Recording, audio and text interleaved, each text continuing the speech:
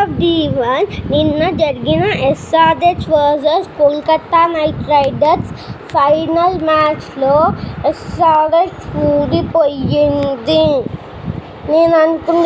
అందరూ అనుకుంది ఎస్ఆర్హెచ్ 7 ఏళ్ల నుంచి ఇప్పుడు కానీ కోల్కతా నైట్ రైడర్స్ బౌలర్స్ని మళ్ళీ హెడ్ కనీసం 45-50 కొడతారు అనుకుంటే కొట్టలేకపోయాడు.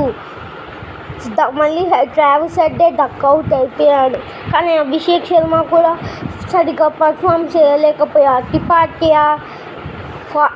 టిపాటియా మార్కరమ్ క్లాసన్ సరిగ్గా ఎవరు హాఫ్ సెంచరీ కొట్టలేకపోయారు.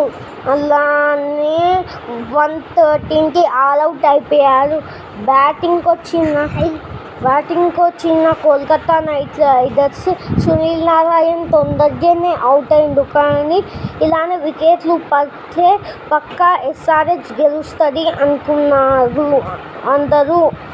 కానీ వెంకటేష్ అయ్యర్ ఇంకా గుర్బాజ్ కలిసి పెద్ద పార్ట్నర్షిప్ చేశారు.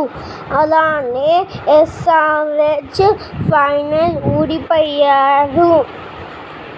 ఎంతోమందికి బాధగా ఉంటుందని నాకు తెలుసు. నాకు కూడా చాలా బాధగా ఉంది.